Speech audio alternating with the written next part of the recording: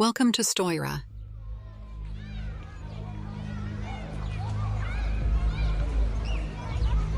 It was a typical evening in the small town. The sun dipped low on the horizon, casting the streets in a warm orange glow. Children played in the park, laughter echoing through the air.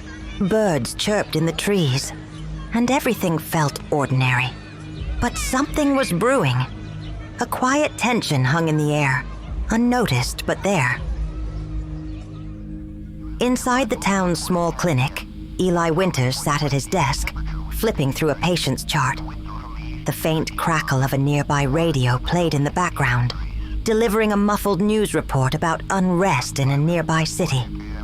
Eli frowned as he scribbled notes, half listening to the static-filled report. Violent outbreaks, riots in several major cities. Eli rubbed his temples, ignoring the broadcast. He had bigger concerns. Flu season was hitting early, and his clinic had been packed for days. Flu season's hitting early this year. As he stretched back in his chair, his phone buzzed on the desk. A news notification flashed across the screen. Breaking. Violent outbreaks spread across cities. Stay indoors. He stared at the words for a moment, his brow furrowing, but brushed it off. It couldn't be that serious. Probably just exaggerated. Across town, Leah Santos was finishing up in her elementary school classroom. The last few students had left, and now it was just her and her 12-year-old sister, Ava, who sat by the window, absent-mindedly flipping through a book. Leah tidied up the room, wiping the chalkboard clean. The day had been long, and she was eager to get home. She glanced at her sister, who was still deep in her book. Just a few more minutes, Ava. We'll head home soon, okay? Yeah. Leah smiled, turning to finish cleaning. Suddenly, a police car sped past the window, sirens wailing. She frowned, her eyes narrowing as more cars followed in quick succession, their lights flashing. What's going on? She moved to the window, watching as the normally quiet street became filled with the sounds of sirens and flashing lights. A knot of unease began forming in her stomach, but she tried to push it down. It was probably nothing, right? Not too far away, 16-year-old Miles Reeves sat in his dark bedroom, bathed in the neon glow of his computer screens. He was lost in a game, his headphones snug over his ears, completely unaware of the world outside. A news stream played quietly on his second monitor, showing footage of chaotic scenes from various cities. But Miles wasn't paying attention. His focus was entirely on his game. Player 1 asked, "Dude, did you hear about the riots?" LOL, nah, focus up, we're about to win. On his second screen, the news anchor's voice grew more frantic. Reports of mass attacks, unprovoked violence. Please remain indoors. But it was just background noise to Miles. Nothing more than static in his world of pixels and virtual battles. Outside, the sun was nearly gone, casting long shadows across the town. The once quiet streets were becoming chaotic. More police cars sped past, and now there were people running, some shouting into their phones, others looking around in confusion. A blood-curdling scream suddenly cut through the evening air. It was distant at first, but it sent a chill down the spines of those who heard it. The town's fragile peace shattered in an instant. More screams followed, closer now. Panicked voices rising as terror spread through the streets. A woman ran by, her face pale, tears streaming down her cheeks. Help! Somebody help me! Eli stepped out of the clinic, his heart pounding as he scanned the horizon. More screams echoed through the streets. Something was terribly wrong. His eyes locked onto a figure stumbling out of a nearby alleyway. A man, bloodied and staggering, before collapsing onto the pavement. Instinct took over. He grabbed his medical kit and sprinted toward the fallen man. Hey, are you all right? but the man didn't respond. As Eli got closer, he realized something was off. The man's skin was pale, his eyes glazed over, and blood dripped from his mouth. The figure twitched violently, limbs jerking in unnatural movements. Eli stopped, dread creeping into his gut. What the hell? The man on the ground suddenly convulsed, letting out a low, guttural growl. His clouded eyes snapped open, and with a horrifying jerk, he lunged at Eli, mouth wide open, teeth bared. Eli barely managed to jump back, his heart slamming against his chest. Jesus, what? He stumbled back, his medical kit clattering to the ground as the zombie swiped at him. This wasn't a man anymore.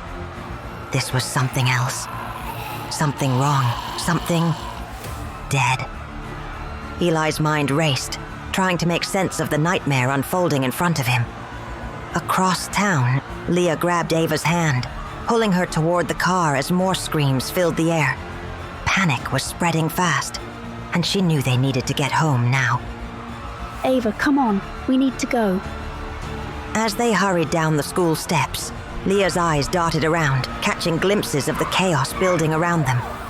People running, terrified, cars screeching down the street. Whatever was happening, it was bad. Back at the clinic, Eli stood frozen for a second, staring at the zombie, heart hammering in his chest. He quickly regained his senses, backing away as the creature snarled and staggered toward him, its movements jerky and unnatural. The peaceful world he had known just moments ago was gone, replaced by horror. What the hell is going on? The dead weren't staying dead, and the night had only just begun. Ava ran alongside Leah, her heart racing as the sounds of chaos grew louder behind them. Sirens blared and people screamed, filling the evening air with an atmosphere of pure terror. What's happening? Why are they running? Leah didn't answer, just kept pulling her along, her grip on Ava's hand tight. The parking lot loomed ahead, cars abandoned in haphazard angles. Some had crashed into each other, while others had their doors hanging open, as if the occupants had fled suddenly. Keep running. They made it to Leah's car, and she fumbled with her keys, dropping them once before, managing to unlock the door. Ava dove into the passenger seat, just as a snarling figure appeared out of nowhere. Leah slammed the lock down just inches from its grasping fingers. She turned the key frantically, but nothing happened. Her hands were shaking too much. Come on. The zombie pounded on the window, leaving bloody smears in its wake. Ava stared in horror at its milky eyes and grayish skin. Oh my god! Suddenly, Leah got it started and peeled out of there like a shot. Ava looked back at the crowd of zombies now shambling after them. There are so many. How did this happen? Miles blinked blearily at his screens, rubbing his eyes. The game was still going, but something felt off. He glanced over at his second monitor where the news stream was playing and froze. This wasn't part of any movie or game. This was real life playing out in front of him. News anchor. Reports coming in that multiple states have been attacked by unidentified entities. He watched transfixed as footage showed zombies tearing apart screaming victims on city streets all across America. This was insane, but also kind of awesome. Holy shit. Is this for real? His phone buzzed. An incoming call from his best friend, Eli. His thumb hovered over ignore. He didn't want to be rude, but he really needed to focus on his game right now. Eli sprinted away from another zombie attack as his phone rang uselessly in his pocket. He glanced back over his shoulder but saw no one following him anymore. Just a trail of blood leading back to where he'd left it dead again. He slowed to a stop when he hit the next block over. It was eerily quiet here compared to what he'd seen before. What is going on tonight? He checked his phone and sighed, seeing that Miles hadn't answered him yet again today. Across town, Leah drove fast through empty streets towards home, even though Ava wanted to go see if her parents were okay first. We have to check if Mom and Dad are all right. No, we need somewhere safe first, then we can look. But they'll be worried about us. We'll call them when we're secure. Ava's eyes widened as the zombie suddenly lunged at their car, slamming against the window. Leah swerved, narrowly avoiding it. Did you see that? Leah clenched her jaw, knuckles white on the steering wheel. Her phone rang and she quickly silenced it without checking who it was. We're almost there, baby. Just hold on. Their house loomed ahead, dark and ominous. Leah pulled into the driveway and killed the engine, listening intently for any sounds of movement outside. Do you think they got to Grandma's place, okay? I don't know, honey. But we can't go there right now. We need to barricade up here first. Leah popped open the trunk and rummaged around until she found a crowbar. She handed Ava a flashlight, then crept out into the night. The neighborhood seemed abandoned, no signs of life anywhere. Just an oppressive silence, broken only by their ragged breathing as they hurried towards the front door. Miles finally picked up when his best friend called again. Dude, I've been trying to reach you. Miles? You there, man? Miles stared at his monitor, still showing footage of zombies ravaging cities everywhere, feeling guilty but not wanting to admit he'd seen nothing yet himself. No, yeah, I'm here. I'm calling because some crazy shit is going down out there. Have you seen the news? Yeah, it looks bad out there. Really bad. Eli watched as two zombies shambled past him down the street, with complete indifference, like he wasn't even there. What? What are those things? Where should we meet up? Wait, what do you mean it looks bad? How long have you known about this? Oh well, When did you find out about it? not sure. Maybe like an hour ago? An hour ago! Why didn't you call me Miles? Because I didn't want to ruin your game. Ruins your game? This isn't a game, Miles. I know, okay? That came out wrong. Damn it, man, my sister could be in danger. I'm sorry, alright. What should we do now? We need to get somewhere secure, then find our families. And how exactly do you plan on doing that, huh? I'll figure something out. Better damn well do so before more people die out there. Silas Granger crouched behind an abandoned car, watching a horde of zombies pass by, oblivious to his presence. He stood up once they'd moved on and adjusted his backpack full of supplies, then continued walking. Zara Collins sprinted through an empty grocery store looking for anything useful among the looted shelves. She paused when she heard a noise from behind her, drawing her gun quietly. Zara spun around, firing off 3 shots, hitting all 3 zombies in rapid succession before they'd even reached her. She kept running deeper into the store, searching desperately for food or weapons amidst all this chaos. Ava followed Leah cautiously up the driveway, the beam of the flashlight casting eerie shadows. Leah gripped the crowbar tightly, pausing at the front door. Okay, on 3, I'm going to open the door. Stay behind me and be ready, okay? Ava nodded, swallowing hard. Leah took a deep breath. 1, 2, 3. She flung the door open, crowbar raised, peering into the darkness. Silence. Leah stepped inside, Ava close behind. Anything? I don't see anything. Let's get the doors and windows locked. They quickly secured the house. Then Leah led Ava to the living room couch, sitting her down. All right, we're safe for now. I'm going to try calling your parents again. Leah pulled out her phone, dialing. Ava watched anxiously as Leah waited, biting her lip. After a few rings, the call went to voicemail. Leah sighed, trying the number again. Miles paced his room, phone pressed to his ear as he waited for Eli to pick up. Eli, where are you? We need to get somewhere safe. My parents aren't answering either. I'm still at the clinic.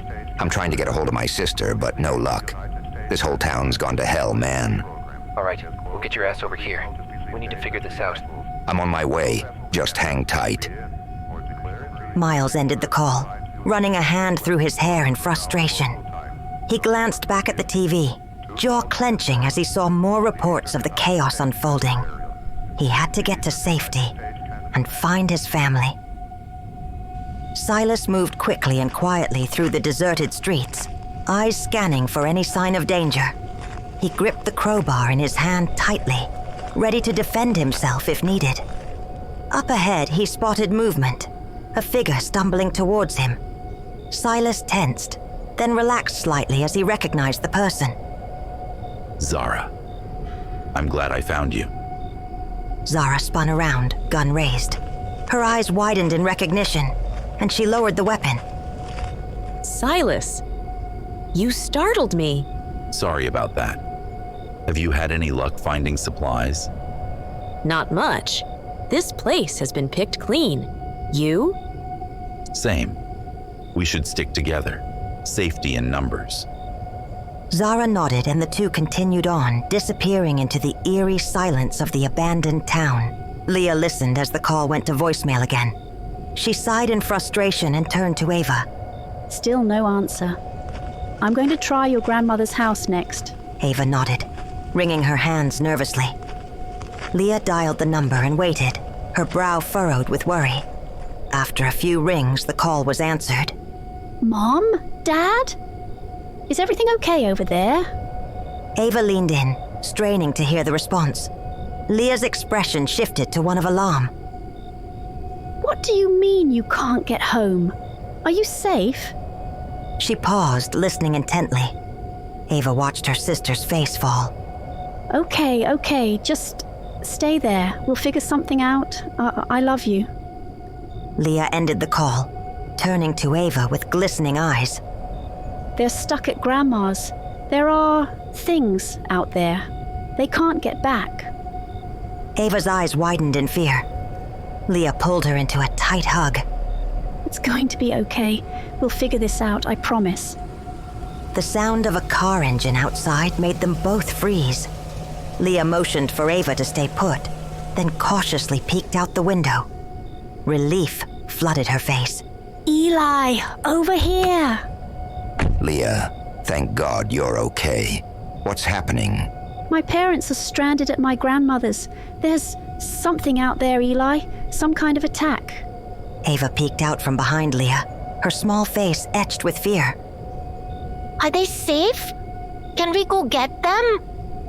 Eli's brow furrowed as he considered their options. I don't know, Ava. It's not safe out there right now. We need to hunker down and figure out a plan. He placed a reassuring hand on Ava's shoulder, then turned to Leah. Where's the closest place we can fortify? We need to get off the streets. My house. We were just about to finish securing it. Good. Lead the way. The trio hurried back to Leah's house, Ava clinging tightly to her sister's hand. Once inside, Leah quickly checked the windows and doors, making sure everything was locked and reinforced. Okay, we should be safe here for now. What do we do next? Eli paced the room, his mind racing. We need to contact the authorities, see if we can get help for your parents. And we need to figure out what's causing all this chaos. Eli, is that you? Eli's head snapped up, and he rushed to answer the ringing phone. Miles, where are you? At home, but I don't know what's going on. There are things attacking people. I'm scared, Eli. Hang tight, Miles. I'm with Leah and Ava right now. We're going to figure this out. He turned to the sisters, his expression grave. We need to get to Miles. He's alone and scared. Leah's eyes widened in alarm. Miles is alone. We have to go get him. It's not safe out there. We need to fortify this place first. Make sure we're secure. But what about Mom and Dad? And Miles, we can't just leave them.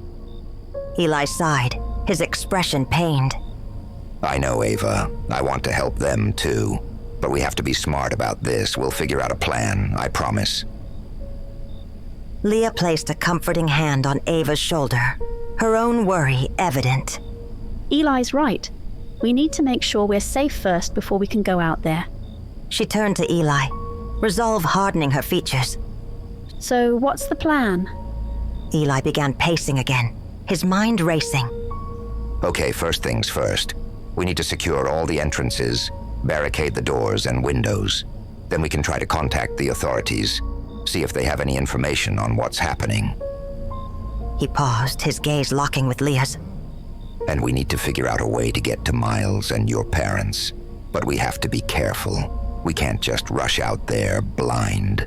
Leah nodded, already moving to gather supplies. I'll get started on the barricades. Ava, you stay close to me, okay? Okay. Eli watched them for a moment, then pulled out his phone, brow furrowed in concentration.